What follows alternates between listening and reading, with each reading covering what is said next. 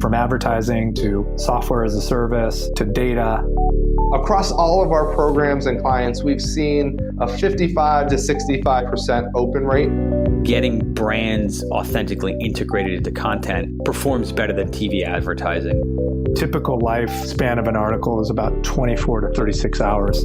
If we're reaching out to the right person with the right message and a clear call to action, then it's just a matter of timing. Welcome to the MarTech Podcast, a member of the I Hear Everything Podcast Network. In this podcast, you'll hear the stories of world-class marketers that use technology to drive business results and achieve career success. Here's the host of the MarTech Podcast, Benjamin Shapiro.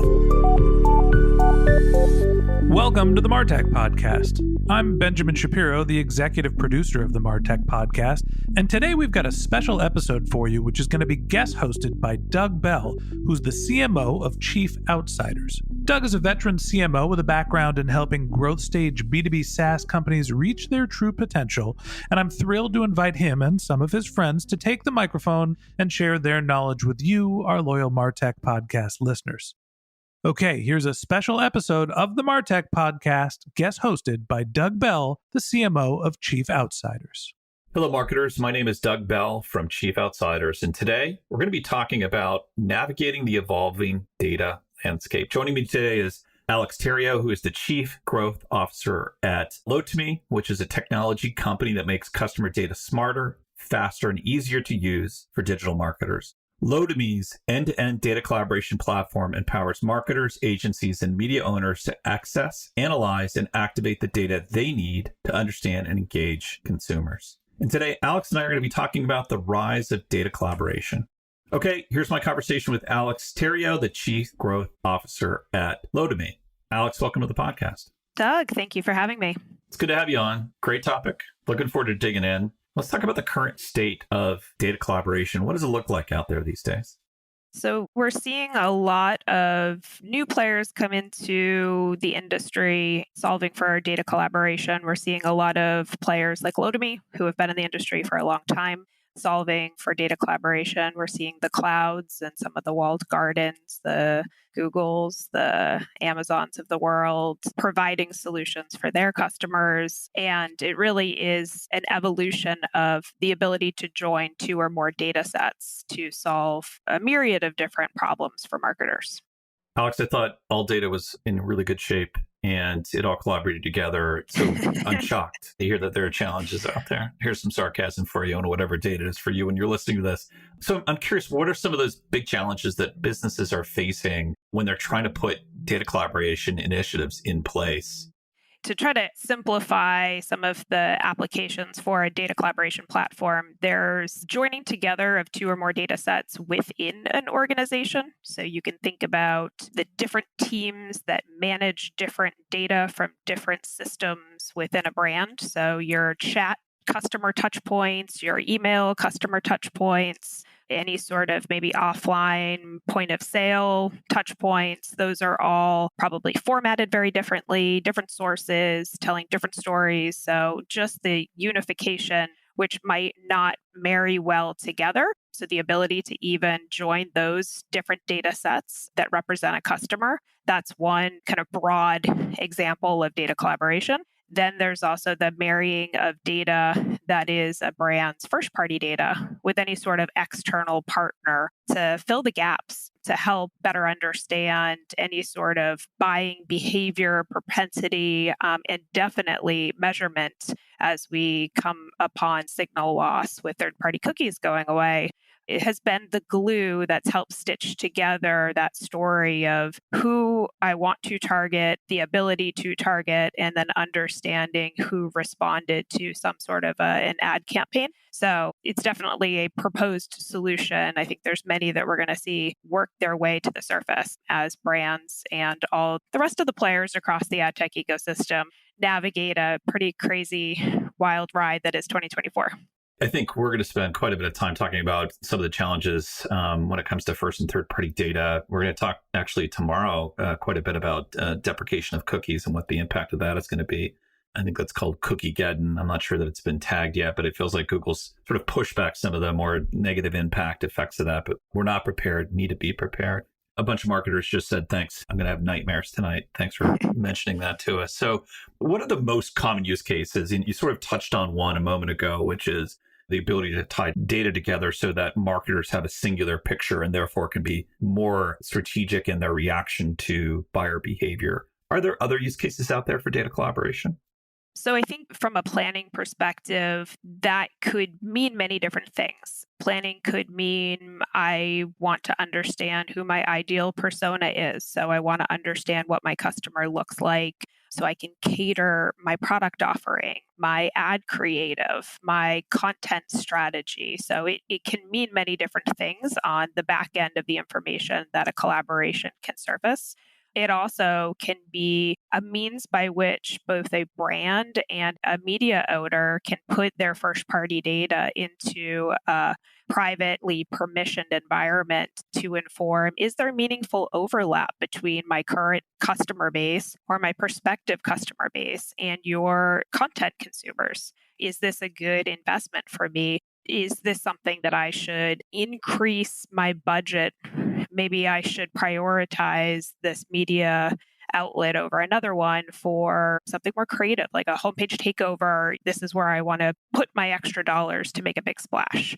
Some of the emerging ones, some of the more creative, fun ones that we're starting to see is complementary collaborations. So a good example would be I am an airline company and I am a hotel chain. We probably share a customer base. We're not competing for those customers. But should we execute a collaboration in a way to validate that there's a high overlap between our customer base and then also use the delta of those customers to try to drive each other, basically be able to repurpose those data sets as prospective customers that they can kind of co-brand, co-market to? I think you put a really interesting scenario in front of us, and I want to spend a little more time on that. So this idea of, if you will, temporary collaborations or collaborations to determine whether or not a larger collaboration is justified. What does that look like for the two parties? In other words, how are they seeing data and how are they sort of collaborating to get to that, if you will, that data coordination? Yeah, there's a lot of preparation that needs to go into what data each party wants to put into those collaborative environments. One of the really important things is a dependency on a common ID. So when you're putting that data into those environments, you're doing it without exposing any personal information or anything proprietary to each of the collaborators. So we're seeing a lot of collaborations be keyed off of emails or HEMs. We're seeing them keyed off of maids, and we're seeing a growth in the use of universal IDs. Lotame ourselves, we have our own universal ID, which is called the Panorama ID. So there's an opportunity to utilize this as a common identifier, speak the same language, for lack of a better way to put it, to bring as much first-party data to the party, and that way, thus kind of extracting the most value from the collaboration. And it's an important point because if you have a brand with very little first-party data tied to an authenticated ID or a HEM, the opportunity, the value that they're going to get back is limited. So really being strategic about what is that common ID that your data is tied to is kind of critical to even preparing for these collaborations. So that makes sense in terms of a structure, but let's talk about sort of the benefit of that type of collaboration. And let's stick with the exact use case we were just talking about. So how does that type of collaboration drive innovation between brands when they're able to sit and really spend some time with a common data set? I think brands are being forced to rethink strategy. So if I'm an airline brand in the past, they would retarget existing somebody who purchased a ticket in the last 30 days using a third-party cookie. Let's retarget them and make sure that the next time they want to purchase a ticket, we're top of mind. They may put ads in travel sites, common travel sites, in a contextual way, and then they may buy third-party data audiences that are travel intenders. So now they're being forced to think differently and try to utilize as much first or second party data that's available And now in this case, the airline company might not have a strong signal of an intent to travel, but the hotel company might have a strong signal of intent to book a hotel room in Miami. Now share that data with the airline company. Now the airline company can spend the next 2 to 3 weeks knowing that there's a very high intent phase that's happening to just pepper them with Miami deals on their airline. And we're pretending for a moment that, I'm going to throw a term out here, but data balkanization is a thing that happens obviously because two businesses don't want to share data unless there's a partnership or intent for partnership. But what about large organizations who have that data balkanization? Is that really the core use case for data collaboration? I think we will, again, see an evolution to the comfort level of this type of data sharing, because through these clean room and data collaboration environments, that risk of exposure of that data being stolen has been minimized. And that's very different from how we would have operated a couple of years ago, where I'm quite literally going to send you an Excel file, a first name, last name, email, and what's to stop you from utilizing this, repurposing it outside of the spirit of the partnership? Talk about those protections that are in place and how that would soothe maybe somebody thinking about this, Alex. Yeah, it ranges. So the good news and the bad news is there's a lot of different options out there to execute these collaborations. You've got walled gardens. So within Meta, Facebook, you can execute this type of data sharing, permissioning. It's going to limit I only want to see the overlap of these two data sets. I want to restrict overlap on anything less than 10,000 unique profiles. So that way it makes it harder for you to reverse engineer back to a certain smaller data set. I want to inject noise into it because I'm hypersensitive to this. So depending on the partner that you work with, there's a myriad of different levels. And some of them make it really hard to take the data back out in a way that is then targetable. So they're really great for validation and kind of planning, but then they don't necessarily scale on the now what can I do with this? How do I put this into action? So asking all of these questions of what is your use case? What is your application for this is important to setting up what partner to invest in. In what ways do data sharing and collaboration initiatives enhance customer insights? So today, a lot of brands rely on Google. They rely on partnerships with data companies to feed and fuel some of those customer insights. I would say a lot of that is somewhat dependent on cookies to be that glue that holds some of that data together.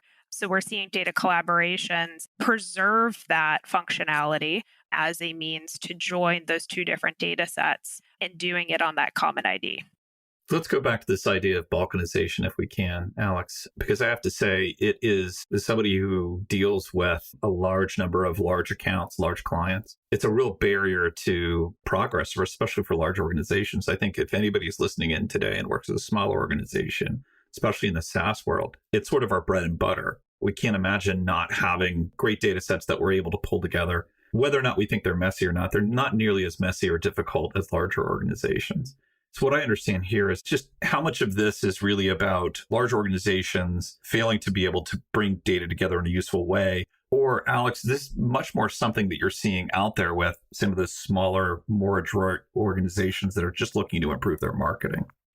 We're seeing both. We're seeing the larger organizations have the teams, the resources to stand their data up in, I'll use AWS, they're a good partner of ours as an example. So they're able to say, I've got my data, it's sitting in my cloud, in my own data warehouse, you need to come meet me. And they have the power, but they also have the teams and resources to do it themselves. And then we're seeing the smaller and the mid-sized brands utilize platforms like our own Spherical platform, where they want the user-friendly interface. They want an end-to-end solution. They're not going to stand up 5 different technologies to execute their first-party data strategy, enrichment strategy, modeling strategy, and activation strategy. So I think we're starting to see that divide where the small to mid-sized companies need a one-stop shop, user-friendly, kind of appeals to every level of end user, different from the large companies who are saying, bring the data to me. In this case, Lotame as a partner would bring our own global data footprint into a clean room like an AWS to fill those gaps, augment their own first-party data, enrich their first-party data for enablement. What you've explained makes a ton of sense. What I'm a little confused about is how is this different from a customer data warehouse or a data stack or a data silo? What we're seeing is this is a functionality that has been built into those environments and almost table stakes for those environments to be competitive at this point. So the AWSs of the world, the Googles of the world, even Snowflake, who's a front runner, who's built off of AWS, which you don't hear very often. So they're all data warehouses that are solving this obvious problem by being able to do that permissioning amongst their own customers. Alex, one of the use cases I want to talk about a bit, and this is something that a lot of marketing leaders and marketers who have multinational marketing environments struggle with. And that is that it's a really uneven regulatory field, if you will, meaning laws and restrictions around data in the US are much less onerous than they are, say, for Europe, where GDPR rules. Yet you've got marketing efforts that need to span multiple organizations across multiple continents. So I'm curious, is this a use case where that potentially helps organizations deal with that multinational marketing efforts as a way of sort of weaving your way around those inconsistencies in regulatory environments? Absolutely. I was reading an article recently, not only about how CMOs now need to have a tech background, but how lawyers now need to have a technology degree, because this is exactly why understanding this concept and understanding how data can be permissioned and making those decisions, it is hairy, to say the least. But data collaboration and clean rooms are presenting a promising future for the ability to continue joining data in a way that's going to make everybody feel a lot more comfortable about the utilization of their own data assets. I'm going to take us back to, we talked briefly about this idea of, say, two brands who have complementary data sets. And it feels like in many ways, that's what we're talking about. You've got complementary data sets where one data set could enrich the other. And it feels like, to some degree, this is one of those things we should perk up and listen to, because at the end of the day, I think the U.S. regulatory environment is going to be very similar to Europe's very soon, certainly if California is any indicator. Can you give me an example, Alex, of an initiative that really drove a lot of value for a client in terms of data collaboration? So we talked about two different brands joining together. I think that's still pretty future thinking. The more likely scenario we're going to see is agencies on behalf of their brands working to stand up kind of preferred publisher networks where they're probably pre-committing dollars to buy inventory in exchange for that ability to have that first-party data relationship. So I think that one is the signals that I'm seeing. That one's the strongest. I'm seeing the brand to publisher direct as well, but I think that doesn't scale in the same way. That will happen in some unique scenarios. So those are two of the big ones that I'm seeing kind of around the corner. Alex, really appreciate you spending some time with us today. Thank you so much for having me. I look forward to joining you again tomorrow. Okay, that wraps up this episode of the MarTech Podcast. Thanks to Alex Theriault from Lotame for joining us. In part 2 of this interview, which we'll publish tomorrow, Alex and I are going to dig in and talk about the effects of third-party cookie deprecation. If you can't wait until our next episode and want to learn a little bit more about Alex, you can find a link to her LinkedIn profile in our show notes, or you can visit her company website at lotame.com. That's LOTAME.com. Okay, that wraps up this episode of the MarTech Podcast. Thanks to our guest host, Doug Bell, the CMO of Chief Outsiders. If you'd like to get in touch with Doug, you could find a link to his LinkedIn profile in our show notes, or you can contact him on Twitter, where his handle is Market Advocate. Or you could just visit his website, which is chiefoutsiders.com. Just one more link in our show notes I'd like to tell you about. If you didn't have a chance to take notes while you were listening to this podcast, head over to martechpod.com, where we have summaries of all of our episodes and contact information for our guests. You can also subscribe to our weekly newsletter, and you can even apply to be the next guest speaker on the MarTech Podcast. Of course, you can always reach out on social media. Our handle is MarTechPod, MarTechPod, on Twitter, Instagram, and Facebook, or you can contact me directly on LinkedIn. My handle is Ben J. Schaap, BENJSHAP. And if you haven't subscribed yet and you want a daily stream of marketing and technology knowledge in your podcast feed, we're going to publish an episode every day this year. So hit the subscribe button in your podcast app and we'll be back in your feed tomorrow morning. All right, that's it for today. But until next time, my advice is to just focus on keeping your customers happy.